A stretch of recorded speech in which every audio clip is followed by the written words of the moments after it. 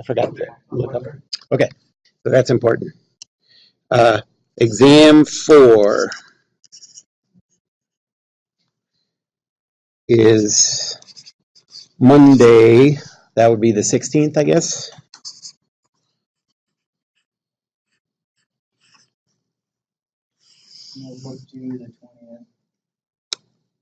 That's when it is, the 20th, not the 18th.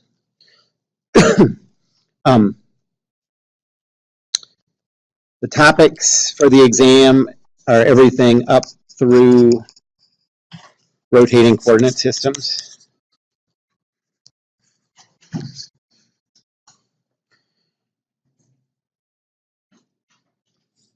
And then, yeah, the binder turn in, I guess, on Friday. I didn't look it up before I came here, but okay. Anybody have any homework questions? Number 9. Which one? Number 5. I don't necessarily need to see the calculation. Yeah. It's just the wording. Okay. Anybody have the problems? Those are both on rotating coordinate systems. Okay. Yeah.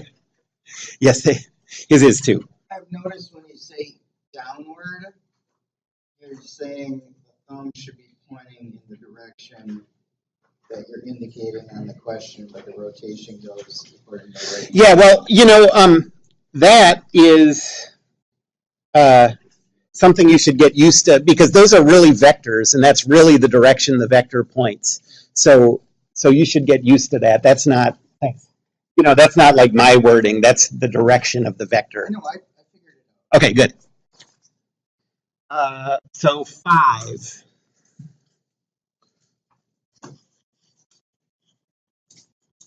So rotating coordinate systems.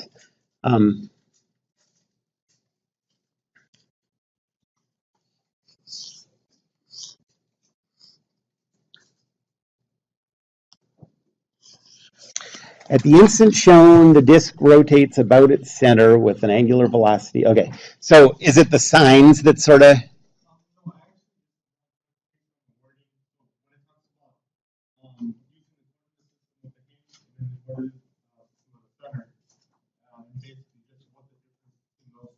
Okay. Yeah, so this is one where you have this thing, and it's fixed on a disk. And the disk is rotating. And it draws 2 coordinate systems. The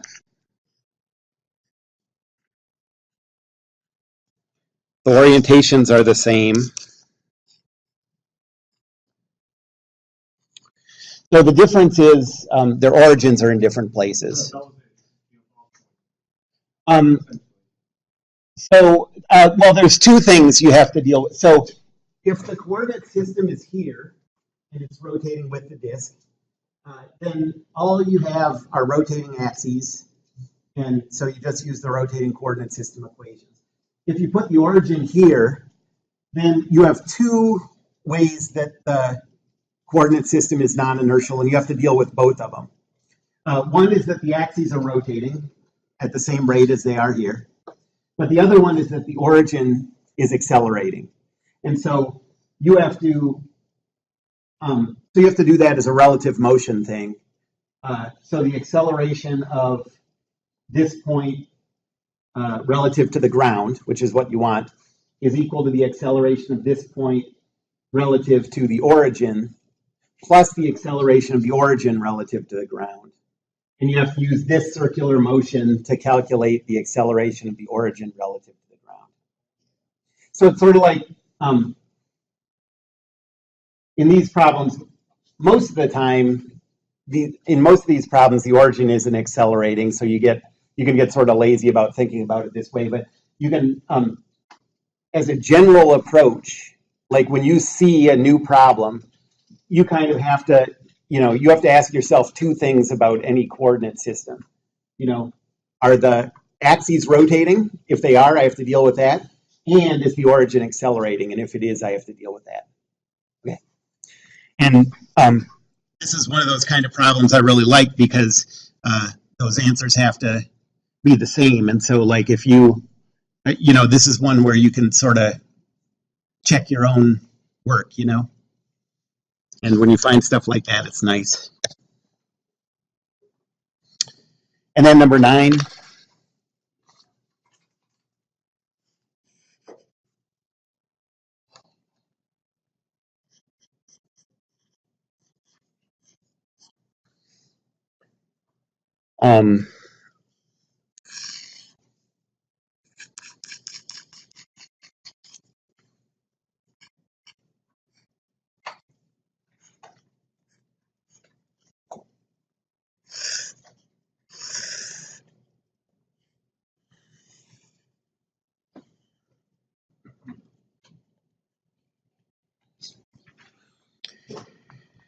Okay, so this is like a ceiling fan with a disc at the end, you know what I mean? So this is rotating around like this, and this disc is spinning. And this angle is 30 degrees. The radius of this disc is 0.2.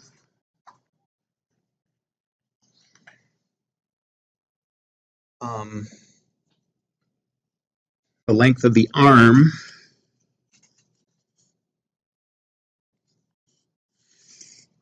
is 0.6.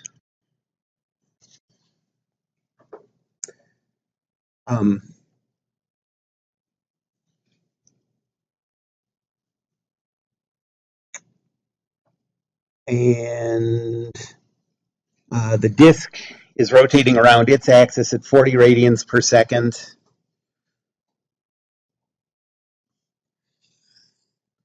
And its direction is down and to the right, so that means this way, 40.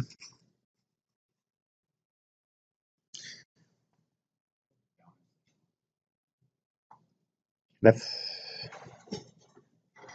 it's rotating the direction of the vector. And the disk is rotating 10 radians per second about this axis.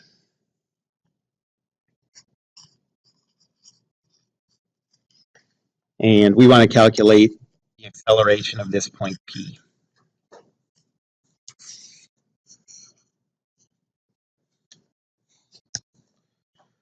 So it's rotating downward? It's rotating downward. Yeah. How, given that drawing? No, I mean, that's so the vector's pointing. the angular velocity, yeah.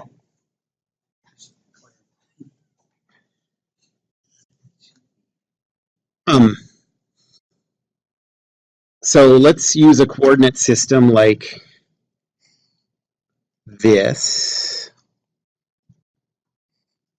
X-axis, y-axis, z-axis coming out. And if we do that, the origin isn't accelerating. So the acceleration of the point P is equal to the acceleration of P that's observed by that coordinate system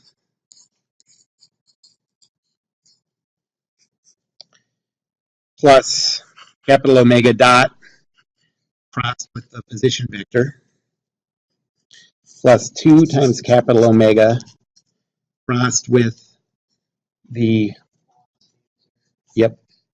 observed velocity vector plus capital omega cross quantity capital omega cross P.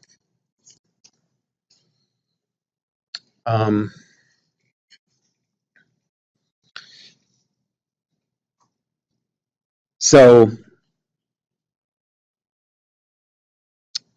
let's see. These are constant angular velocities. It doesn't say anything anyways about them changing. So the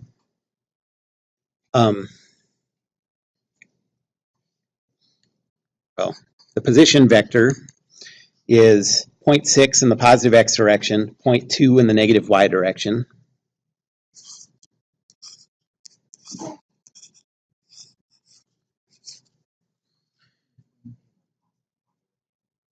Oh yeah, yep. I was looking at that radius vector. Thank you. And our omega vector, our capital omega vector, in this coordinate system, the counterclockwise angle from the x-axis to this is negative 30. And so capital omega is equal to 10 times cosine of negative 30, sine of negative 30. So that's 0.866, negative 0.50. And so that's 8.66, negative 50.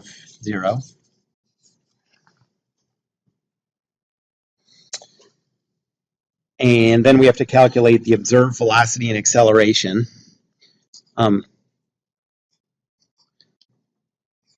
So the observed velocity is going to be, so what's the observed motion, first of all? All the observed motion, since that coordinate system's moving with that arm, it just sees the circular path of that disk. And so that's just the velocity of a circular motion. That's lowercase omega cross r. The omega of that disk that's seen by the coordinate system is positive 40, 0, 0.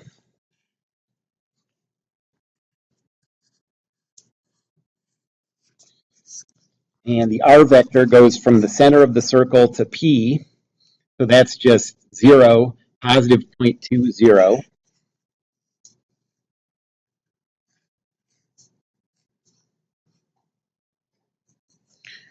And that's equal to 0.008.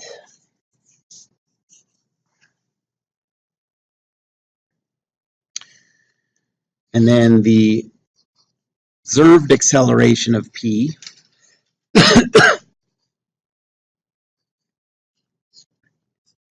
is from the watermelon equation.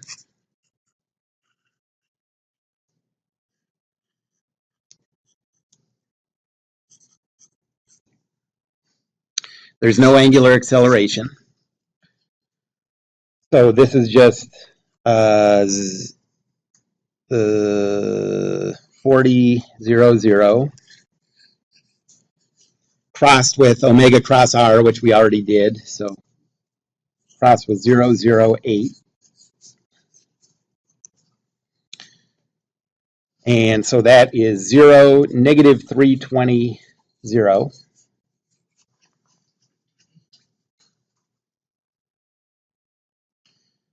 And now we can put it all together. There's no time derivative of the capital omega. And so A sub P is just equal to 0, negative 320, 0, plus 2 times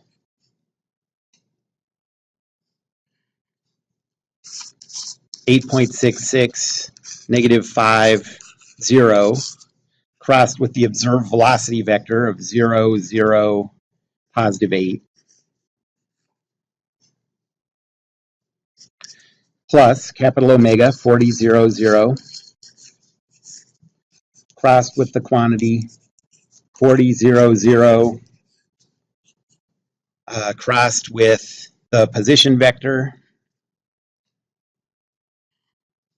which is 0.6, 0.20.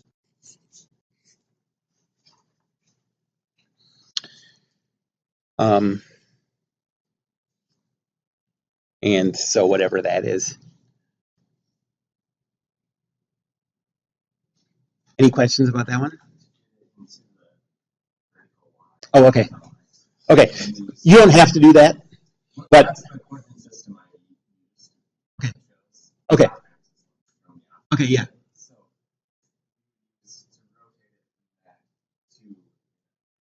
Mm-hmm.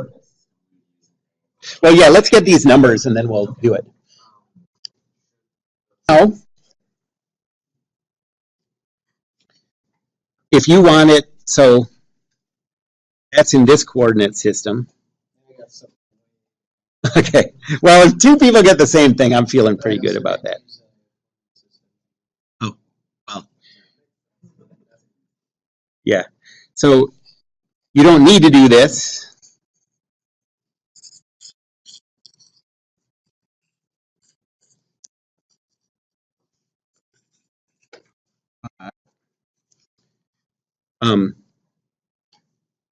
So we did it in this coordinate system.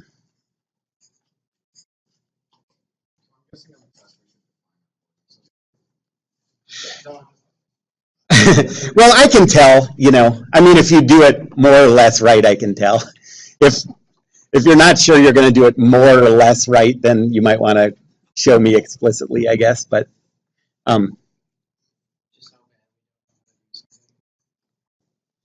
so yeah. You ever get pity point?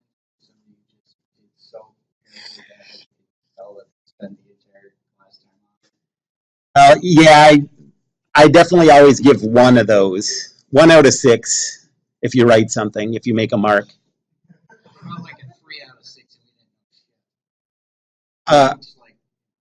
we didn't know shit. No. I mean, maybe you have to do something that makes some sense to get 2. But that's most often like someone didn't do the right thing, they get 2 out of 6. If they just totally did the whole thing wrong but made a mark on the paper, that's 1 out of 6. So just write the number and put a check mark there and you get 1. Nice. Yeah.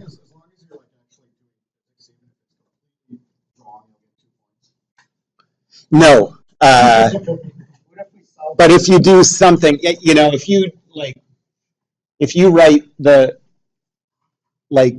it'll be given the equation for rotating coordinate system. If you write it up there, that's 2. You know what I mean?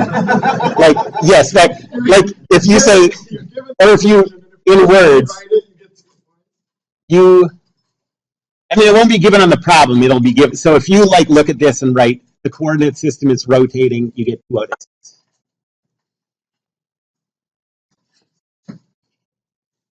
Okay, and then That's assuming we have one of those on the test. yeah, that would be a pretty good bet, but that's true. Yeah. Okay, so what kind of rotation do we need to go from the left to the right? Yeah, so theta is equal to 60 degrees. Did those notes on the rotating coordinate system help when you look through them? Yeah. Yeah. So, yeah. So this is about the z-axis. And so the form of this is cosine of 60, sine of 60, 0, negative sine of 60, cosine of 60, 0, 0, 0, 1.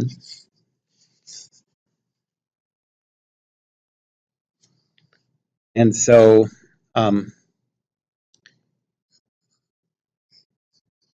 in this coordinate system, the acceleration of that point P is going to be equal to, what's that, 0.5, 0.866, 0, negative 0.866, 0.5, 0, 0, 0, 1, times the vector we had in our old coordinate system, negative 103.66, negative 499.50, 0. Can someone multiply that?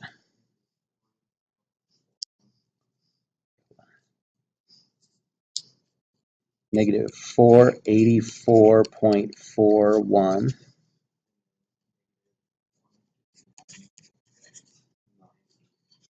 0.98. That seems better. Oh, is that pretty close to what you got? Nice. Great.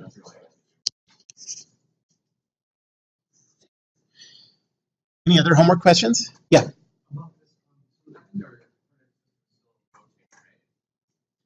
It's still rotating. It's just which. Yeah. So just at that, if you took a picture of the exact instant we're looking at, the picture. So the coordinate system is rotating, but your snapshot of what's going on would have, the way I did it, would have the coordinate system like this, rotating through that, and the other one would have the coordinate system like this, rotating through that position. And so after you're done dealing with the fact that the coordinate system, that the axes are changing orientation in time, you have to deal with the fact that instantaneously the orientations are different.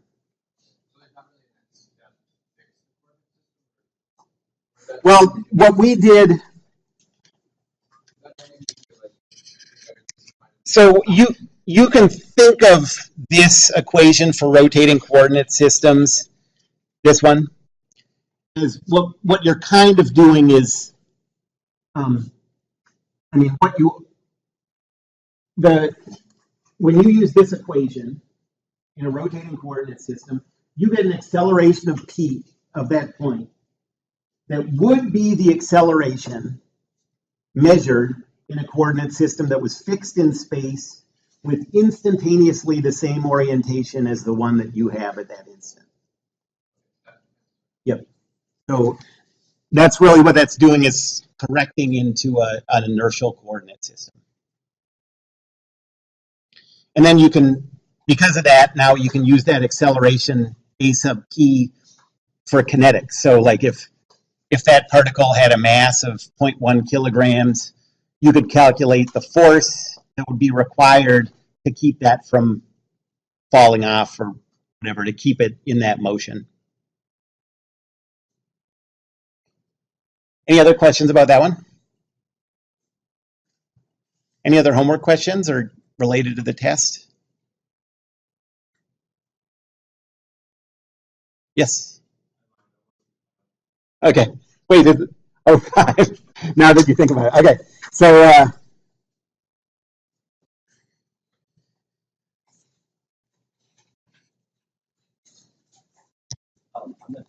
Yeah.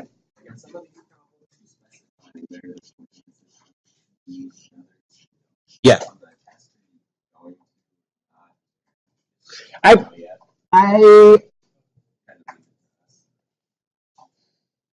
It could be either way, because it's important to be able to identify the benefits of putting. So, like in this one,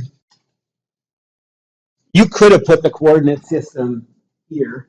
We did a problem like that once, but then you have to deal with the fact that this is in circular motion. You know.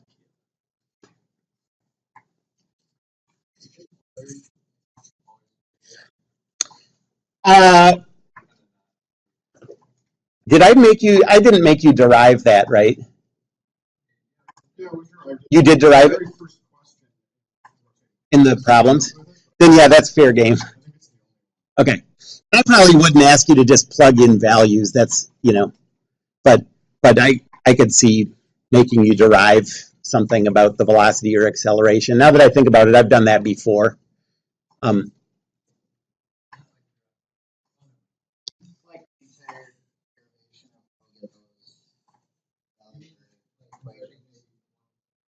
Yeah, using the fact that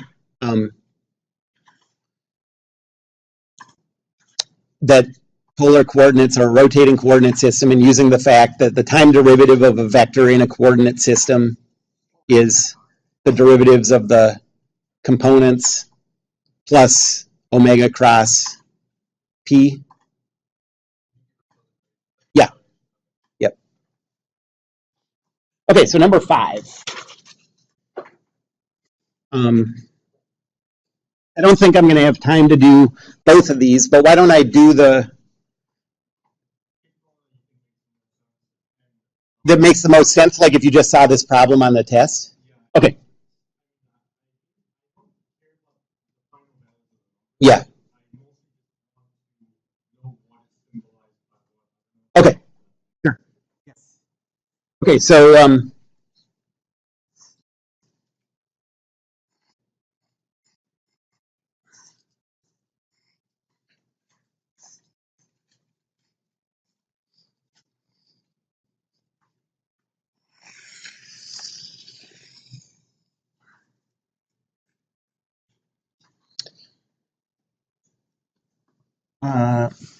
the disk is rotating about the center with an angular velocity of -5 radians per second, and it has an angular acceleration. So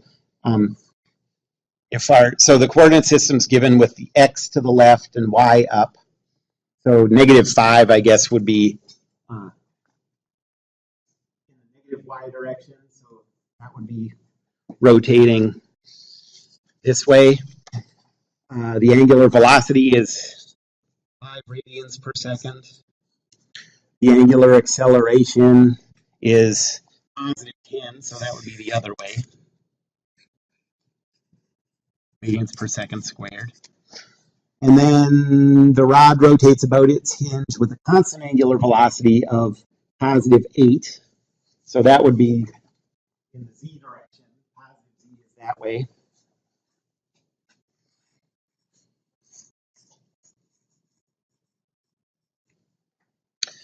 The radius of the disk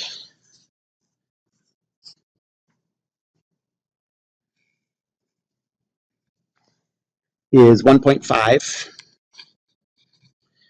And the length of the rod is 1.3. And we want to calculate the acceleration at the end of the rod. So here's the point P that we're trying to calculate the acceleration for. So it gives, in this problem, you have to do it with the origin in two places. One's in the center and one's here. If you're trying to make this problem as simple as possible, any problem, you want to choose a place where so this is the horse and this is the cowboy. You want to choose a coordinate system that's rotating with the horse, but its origin is not accelerating. If possible, that's what you want to do. And in virtually every problem, it's possible. So find the place where the origin isn't accelerating, and that's right at the center of the disk. So that makes the most sense.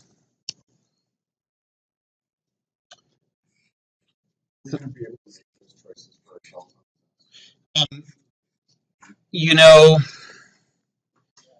yeah, We can, but it could go either way.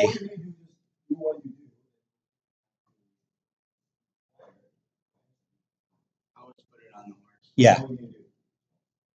Yeah, I mean, yeah. Yeah.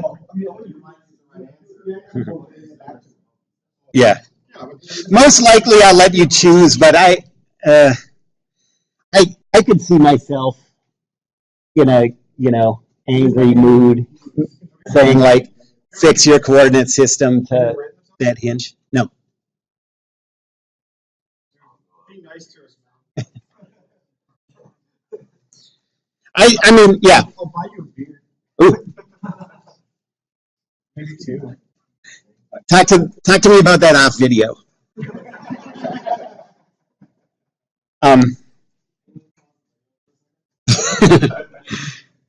Okay, so the acceleration of P.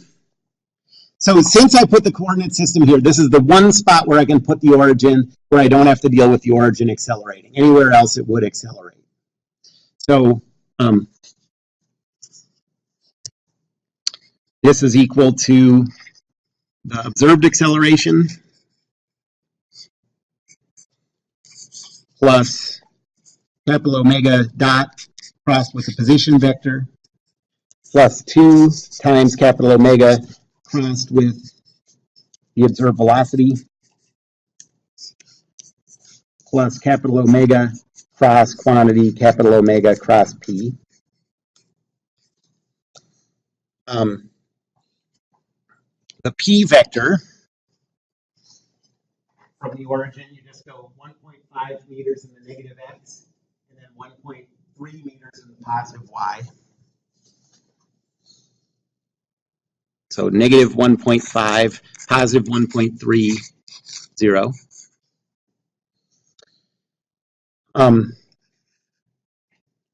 The coordinate system's rotating with the disk, so omega is 0, negative 5, 0. And capital omega dot is 0, positive 10, 0. Anybody have any questions about those? How I got the components or the sign, anything?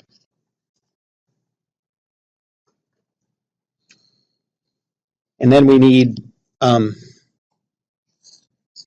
the observed velocity. The coordinate system is rotating with the disk. So all the coordinate system sees is a circular motion of this point in this circular path. Just one time. What? It's just going one time or else it's crashing through the disk. That's true, yeah, that's true. It's really just seeing an infinitesimal part of this circle.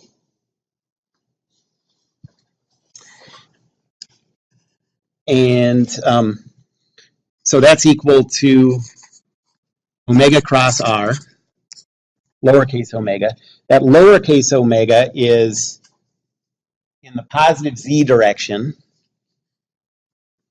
So that's 0, 0, 8. The r vector goes from the center of that circular motion to the point. So that's just from here to here. So that's 0, 1.30.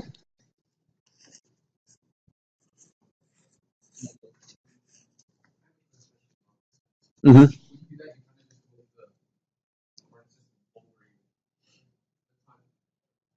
Yeah, you can think about it that way. Think of putting the origin at the center of the circular motion, and then you're finding a position vector. Yes?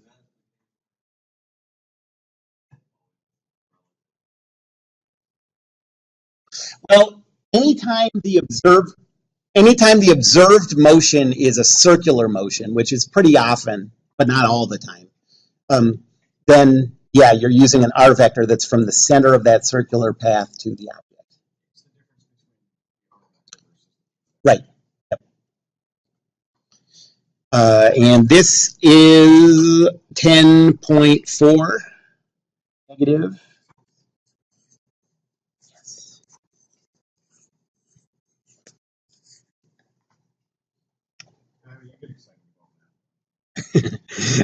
Sometimes I don't, but when I get it right, I do. I wasn't very excited about it in D form on Wednesday.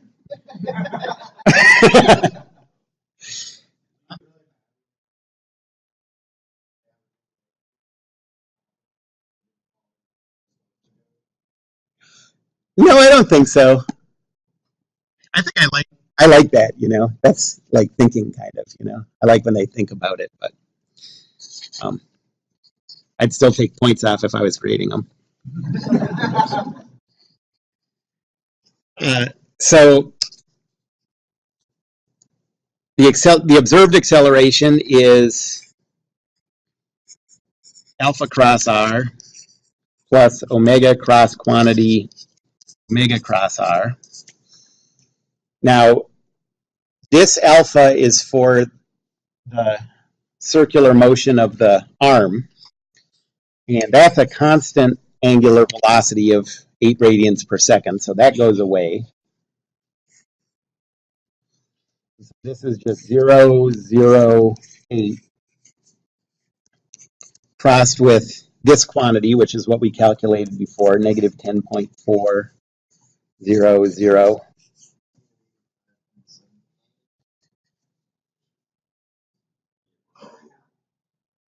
Okay, 0, negative 83.20. And now put it all together.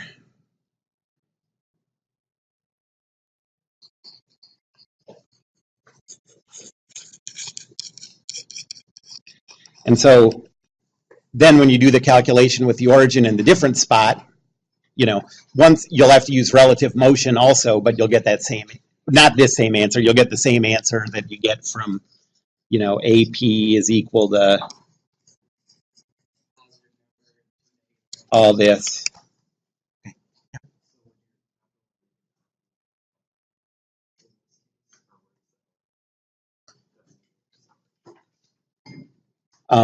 That is the capital omega dot. I don't know why they don't call that a capital alpha, but that's what it is basically, angular acceleration of the coordinate system.